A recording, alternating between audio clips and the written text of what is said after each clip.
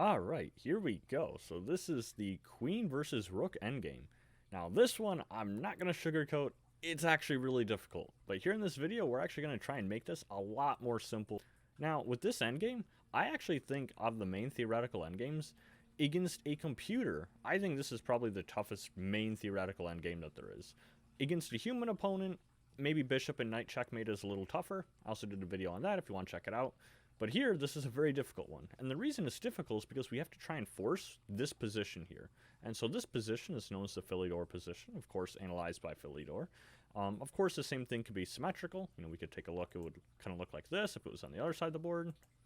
It would look like this, of course, if it was down here. And then, of course, it would look the same over here. All of it, you know, just mirrored, same exact position. Now, for the purpose of this video, we'll go back. We'll show it from here. But, of course, you know, everything I show will be just kind of inverse, you know, based on where you are. Now, this Philidor position is not the only way you can win, but usually when you break down the other defenses, this is the position that you're aiming for the queen side, so you can force checkmate. Now, with best defense, it's actually mate in 10 here, according to Stockfish. So basically what you have to do is you have to break down what's called the second rank defense, which is when the rook is on the second, which would be kind of any, hey, I'll just draw an arrow here. Any of these arrows, if a rook is on one of those squares and kind of defending, it's on that second rank, it's going to be the second rank defense. In some situations, based on how the opponent tries to defend, they might also just lose their rook, you know, if it gets like forked or their, you know, maybe the rook gets pinned or something like that. They could also lose it that way. Or in some lines, white will actually, or whatever side is the queen, will actually just be threatening checkmate and then the rook can't stop it. So I think really the best way to show this, unlike with other checkmates, is to just show a bunch of the main patterns. And once you have those patterns in mind, then you're much more likely to find them in the game. So okay, so let's actually get started first with the Philidor position and show how we win with the queen versus rook from this position. Okay, so here, if it's black to move, it's actually really easy for us to win. And the reason for that is because black's already in Zugzwang. It takes a little bit of work to realize, but they really have no good moves. And so we'll kind of go through them, you know, kind of step by step, and we'll try and show exactly why. So first we'll show white to move, because it doesn't really matter. So if black to move, you know, we'll go through them. Black is basically in trouble. So white to move here, white has to pass the tempo. And so how can white actually force it to be black to move here? And so the key in this exact position is you give a check in the center, in this case queen to e5 check. Okay, so now the king must move. Now, of course, note that they don't want to go to c8 because that's immediate checkmate. So that's a good pattern to know. But okay, now, of course, if they don't go there, they have to go somewhere to the a file. And whichever one doesn't actually matter. I'll just play here, but you know, either one doesn't really matter here. And then we'll just play the queen back, queen to a1 check, and then they're gonna have to move again back to the b file, and then we play queen here, and it's the identical position. We can actually go back to the very beginning, right before the queen check. You'll notice this position is identical. So we've done the exact same thing, kind of like a triangulation, because it's taken the queen 3 moves, whereas the black king only, you know, did 2 moves. And so wherever they go, that's how you kind of force it to be the other side to move. But okay, now that it's on black, so where can black go? So how do they actually defend here? So the best defense for black is to play rook to b1. And that just takes the longest, but of course we'll go through the others and show what happens if they go elsewhere. So okay, so we can just go step by step. So where do they go? Well, first of all, they have one king move, so let's take a look at this. So if they play this king move, best is you just pin the rook here. And it's just very simple. The rook is pinned.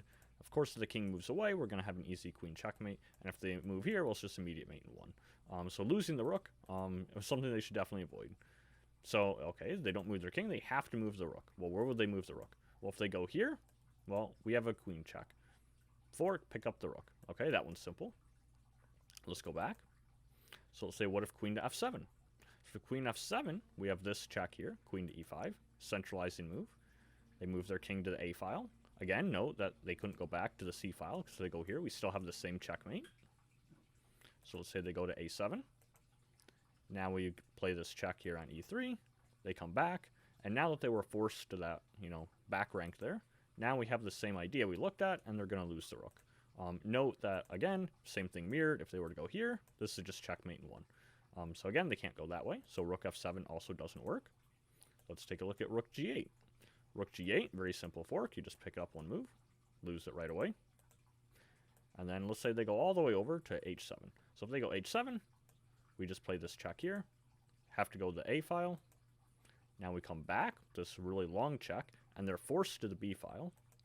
Now that they're forced to b file, we just play queen over here, and then again, we're picking up this rook. So the rook can't go on any of those. So now let's look at the over here. So let's say the rook goes here. Well, this one is also pretty short. You go queen here, check. King has to move to the a file. Now we play a check over here on g7. Again, they have to move back. If they go to b8 here, we'll play this check, pick up the rook that way. And notice if they ever go to a6, then we just play this back, and they're going to have to throw away the rook, and then that's going to be a checkmate there. So now let's look at rook to b2. Rook b2, immediate fork, because of the dark squares. And then finally back to rook to b1. So this is the toughest. This one takes slightly longer, but also losing. So here we play the, start with this queen check, king to the a file. Again, they couldn't go to c8 because we have the same idea. We play this check, queen d4 check, king moves over. We play back. Again, note the same thing. If they were on b8, we do the exact same pattern. It doesn't matter. It's going to be a check back there. And just like we looked at when they move here, again, now we have this fork. We'll pick up the rook. So that's all the different ideas for the Philidor position and how you kind of get it from there. But of course, how do you get to the Philidor position? Because you're not always going to have one of those positions. So now we have to take it to this, what's called the second rank defense. So here's one sample position from the second rank defense. And specifically, there's one pattern that I want to show here. So in this setup, this is actually a really powerful idea where we have this really nice line, and this comes up in the second or third rank defense. So it's a really good pattern to kind of have in mind where we have the enemy king, the enemy rook, and then our king, and then our queen. And this is actually a really powerful line. So what happens if they move the rook? That one's a little tougher. So if they move the rook here, it's kind of a funny looking check. King over, and the queen is a discovered attack because the king moved out of that. That was a discovered check. So again, note they cannot go here because this is checkmate in 1. So they have to go to the g file. And it takes slightly longer if they go here. That's actually the best defense. And then we do the exact same thing and notice the same line again. And so it's the same thing, just push one file over. Now, let's say they weren't going to go there. Let's just say they, for argument's sake, say they go with g7. So in that case, we'll play queen g5 check, where they're going to, now we play queen h5. And so they can play check, try and delay. We'll move our king over, rook g7, and you might recognize this position. It looks like the Philidor position here, but in this case, they're not even reaching it, because in the Philidor position, they'd have their king here, and it'd be white to move. But here, we just play the immediate pin, same pattern we looked at, and we're actually just winning the rook. And we're not even reaching the Philidor position, they're just losing right on the spot. So that was kind of a sample pattern. So here's another example where the rook is playing the second rank defense here, because again, they're in that category we looked at. And so in this case, whenever you have the kings kind of bunched up like this and the queen and rook kind of opposing each other, the idea is you actually play this really interesting pattern, this kind of silent move, where the queen is cutting off the squares from the king. And so note, the king can't come back because the queen controls those squares, and of course the king controls these, and they can't go, so they're forced to move the rook. And so this, again, puts black in Zugzwang. Now, best by far is to play rook c7, and generally speaking, the defending side wants to keep their rook pretty close to their king when possible. Now I'll show real briefly, if they were to go other squares, they would lose very quickly. I'll just show a few, like if they go here, we'll just play a queen check. It's going to pick up the rook on the fork. If they move like really far back, generally they'll try something like that. Well, then here we can just play queen check, we move back. We can just move back here. And again, we're trying to give checks and slowly get further and further so we can eventually fork the rook. Now if they move here, we can play this check here, have to go to the d file. And now we finally pick up the rook. Note that if they were to ever go to the f file here, there's this fork. So rook c7 is the best on the 7th rank. Of course, if they go further back, like say to a7, that's real easy. We just play this queen move and it's a skewer, and then we pick up the rook right away. So queen c7, we play this queen g7 check. The king is moved back. And now we play advancing with the queen, again, kind of cutting off the king, forcing them up to d7. And so now that they're here, we play king to d5. And notice that the checking score for the rook is taken away by the queen. That's a very common idea. Say if the king was on e5, sometimes you want to do that, where the queen is cutting off the king's squares, but also kind of blocking a check from the side that the rook could give. So now they'll move back with the rook. We do the exact same thing. It repeats the pattern. We come here.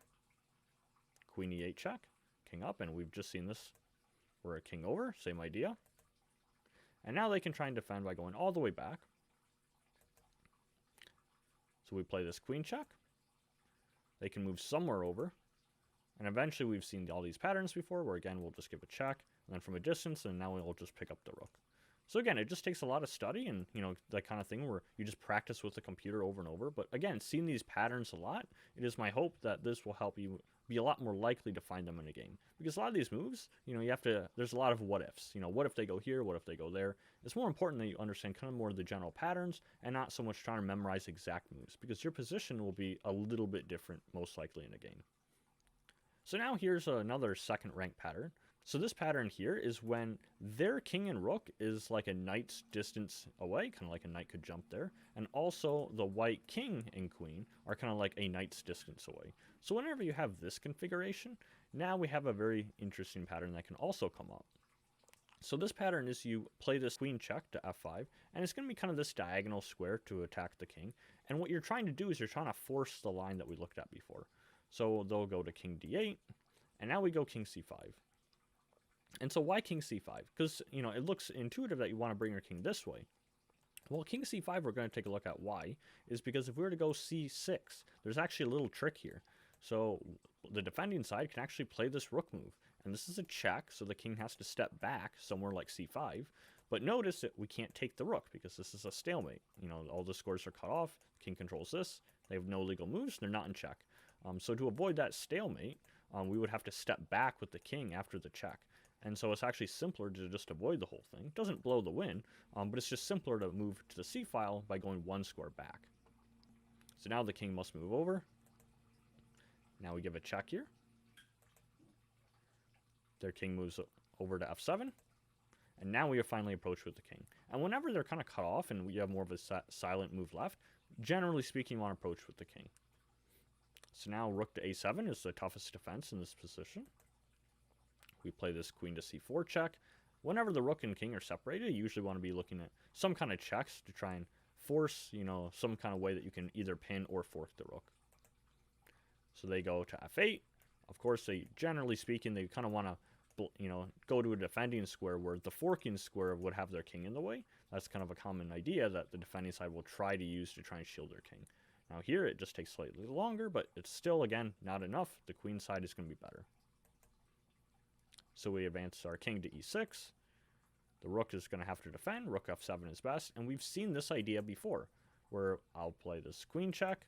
They move over, and then you've recognized this. Yes, this is the exact same line that we looked at over. It happens fairly often, so it's a really good idea to know. So king g7 we've already looked at. Just kind of review. Play queen check. They move over. Play queen h5. They can give a spite check and move over. And notice it looks very close to the Philidor position. We're not even quite there yet. If they go back, we can move our queen here. And then we can finally actually just pin the rook. And so in this case, they're not even reaching the Philidor position. And we're just going to win the rook.